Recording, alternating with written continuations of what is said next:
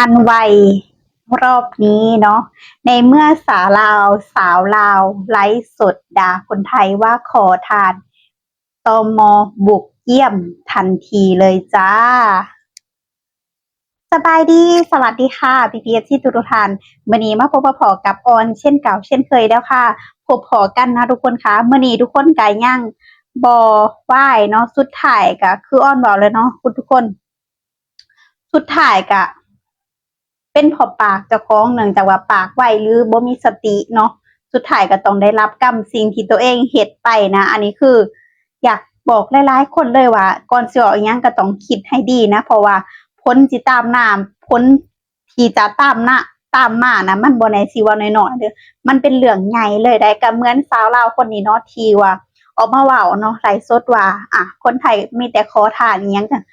บางคนมีแต่ขอทานบ่เห็นตามสภาพเนาะที่จริงคือแต่ว่าตำรวจเนาะก็บ่ได้นิ่งนอนใจนะทุกคนเนาะก็บุกไปเยี่ยมถึงทีเลยจ้างานนี้เนาะเดี๋ยวเรามาอ่านข่าวกันเนาะ PFC อ่าอันนี้ก็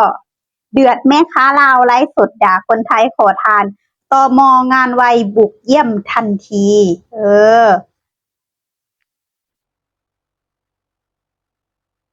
ตมงานไวบุกเยี่ยมทันทีเจ้าตัวสีถูกคนไทยด่าก่อนว่าคนลาวตาขาวชื่อเป็นคำแรงจนโมโหนอกหลุดเมื่อวันที่18เมษาที่ผ่านมาความคืบหน้ามีผู้โพสต์คลิปวิดีโออ้างว่าเป็นสาวลาวเปิดร้านขายของอยู่หน้าโรงพยาบาลกำแพงเพชรด่าคนไทยว่าเป็นขอทานโดยระบุว่าเปิดกิจการเป็นของตนเองไม่เคยขอ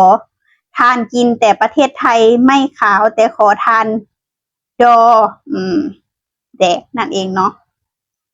จนทำให้มีชาวโซเชียลเข้ามาวิพากษ์วิจารณ์เธออย่างมากมายก่อนจะลบคลิปดังกล่าวออกไป เออ ล่าสุดสำนักงานจัดหางานจังหวัดกำแพงเพชรร่วมกับตำรวจตรวจคนเข้าเมืองสืบหาข้อเท็จจริงจนทราบว่าแม่ค้าสาวลาวดังกล่าวลักลอบเปิดร้านขายไส้กรอกอีสานบริเวณปากทางเข้าโรงพยาบาลพลานกระต่าย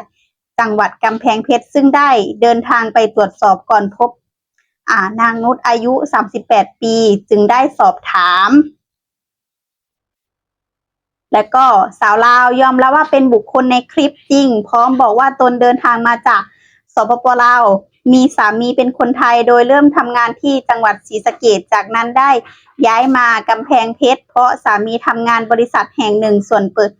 นตนเปิดร้านขายไส้กรอกอีสานหารายได้เสริมเนื่องจากมีลูกด้วยกันกับสามีขณะอยู่ในประเทศไทยส่วนคลิปวิดีโอที่มีการโพสต์ออกไปนางนุชเล่าว่าตนกำลังดูไลฟ์สดตของพี่ที่เป็นคนลาวด้วยกันแต่จู่ๆมีคนไทยคนหนึ่งเข้ามาคอมเมนต์ว่าคนลาวตาขาวซึ่งคำว่าตาขาวสำหรับคนลาวเป็นคำที่แรงมากตนจึงขอขึ้นไลฟ์ตอบโต้ยอมรับว่าพูดแรงจริงเรื่องคำว่าคนไทยขอทานแต่เจตนาจริงๆแล้วจะสื่อว่าประเทศไทยยังมีขอทานอยู่เลยมาพูด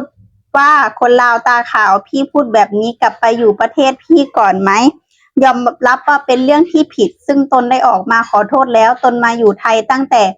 อายุ15ประเทศไทยดีกับตนมากแต่ที่พูดออกไปเพราะโมโหจนหลุดแล้วก็เบื้องต้นเนาะเจ้าหน้าที่ได้แจ้งข้อหาเป็นคนต่างด้าวทำงานนอกเหนือจากที่มีสิทธิ์ที่จะทำได้ก่อนจะส่งตัวให้พนักงานสอบสวนสถานีตำรวจภูธรพานกระต่ายหลังจากใดรับชมรับฟังเนาะข่าวที่อ้อนใด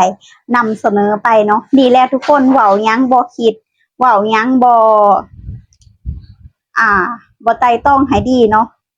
มันก็เลยเกิดเหตุการณ์ที่จะเพิ่นมาเนาะแม่นอยู่ว่าเจ้าเป็นมีสามีเป็นคนไทยเนาะแต่เจ้าก็เว้าง่ายก็คือทำงานนอกเหนือจากสิทธิที่จะได้รับนั่นเองเนาะหั่นล่ะทุกคนเนาะสุดท้ายก็ต้องได้ถูกดำเนินการต่อไปเนาะ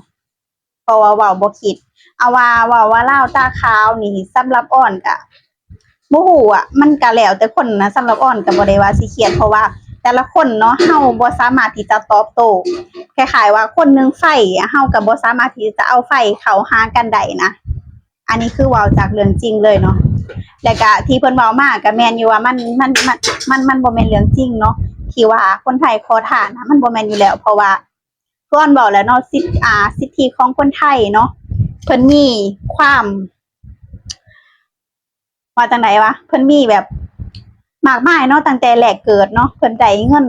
งินทั้งการเรียนทั้งค่าเทอมทั้งอีหยังมากมายเลยนี่นะเพิ่นบ่จำเป็นเนาะที่ว่าเห็นน่ะตามสะพานน่ะก็คือบ่แม่นคนไทยดอกเนาะเป็นคนทางแบบทางเวียดนามเขมรกัมพูชาหั่นแหละเนาะทุกคนนั่นล่ะเป็นคนประเทศนั้นเนาะบ่แม่นคนไทยเพราะว่าน้อยนักที่จะเห็นคนไทยนะเห็นบ่ตามสถานีรถไฟเนาะเขาจะมีพี่ๆรปภคอยดูแลเนาะบ่ให้มีขอทานอยู่ในหันเพราะว่ามันจะเฮ็ดให้ประเทศไทยภาพลักษณ์บ่ดีเนาะแต่ว่าเห็นก็คือตามตลาดตามเนี้ยเขาก็ยังเห็นอยู่อ่อนก็ยังเห็นอยู่เนาะแล้วที่จะฝากบอกเอื่อยเนาะเพิ่นก็คือต่อไปก็ระมัดระวังเนาะคำเว้าคำจ้าเนาะเพราะว่าเฮาก็เป็นผู้ใหญ่แล้วบ่จำเป็นต้องแบบโมโหสุดขีดเพราะว่าเฮาบ่สามารถที่จะเอาไฟกับไฟไปซุ้มกันได้นะอันนี้คือต้องเรื่องจริงเนาะแล้วก็เว้าง่ายคือต่อจากนี้ไปเนาะก็คือสิยากที่กับการใช้ชีวิตนะทุกคนก็อยากให้ฝากแรงงานลาวเนาะเป็นอุทาหรณ์เนาะสอนสติเตือนใจว่าคำอิหยังที่เฮาเว้าไปบ่คิดมันจะส่งผลกระทบคือเดิมนั่นแหละแล้วสิ่งที่ว่าแบบอยากหายแห้งเนาะอยากหายแห้งก็บ่ควรเว้าคือกันเนาะเพราะว่าแรงงานลาวที่อยู่ไทยนี่มากมายเนาะได้หันได้นี่เนาะแล้วก็นี่ทุกคนนี่พี่สาวเนาะคนรู้จักเนี่ยเพิ่นกลับมาจากต่างจังหวัดนะเพิ่นเอามาให้มักม่วงแล้วก็มักแต้งเนี่ยมักแต้งแคนตาลูปนะเขาเอิ้นเนาะแซ่บๆนะทุกคนเนี่ยแล้วก็หลายๆคนเนาะที่เอามาให้เพิ่นกลับต่างจังหวัดนะเนี่ยแหละที่ได้รับจากคนไทยคืออ้อนบอกเลยว่าอยู่ประเทศไทยนี่คือเหมือนบ้านหลังที่2เลยเนาะเพิ่นเอ็นดูเฮาแล้วก็คอยช่วยเหลือแล้วก็มีหยังก็แบ่งปันตลอดเนาะนี่ล่ะประเทศไทยดีกับเฮาส่ำใดแต่เฮาก็บ่ควรจะไปเว้าสิ่งที่มันกระทบกระทั่นเนาะเพราะว่าเพิ่นให้ที่ทำมาหากินเฮาให้ชีวิตเฮาเนาะแล้วก็อีกอย่างเราก็มีแฟนเป็นคนไทยนำเนาะและก็ลูกก็อาจจะได้สัญชาติไทยแม่นบ่ล่ะทุกคนเนาะถ้าลูกทางฝั่งพ่อได้เพราะว่ามีแฟนเป็นคนไทยถ้าลูกกับคนไทยเนาะก็คือได้เป็นคนไทยนั่นแหละเนาะแล้วก็อยากให้เรียนรู้หลายๆอย่างต่อจากนี้ก็ไปก็ใช้ชีวิตให้มีสติทุกครั้งเนาะที่การนั้นโอเคนอกจากคลิปนี้ PPSC มีความคิดเห็นจั่งใดกันแหน่ก็อย่าลืมคอมเมนต์มาพูดคุยกันขอขอบคุณ PPSC ทุกท่านที่รับชมรับฟังและเป็นกำลังใจให้จ้าพบกันใหม่ EP หน้าค่ะสวัสดีค่ะ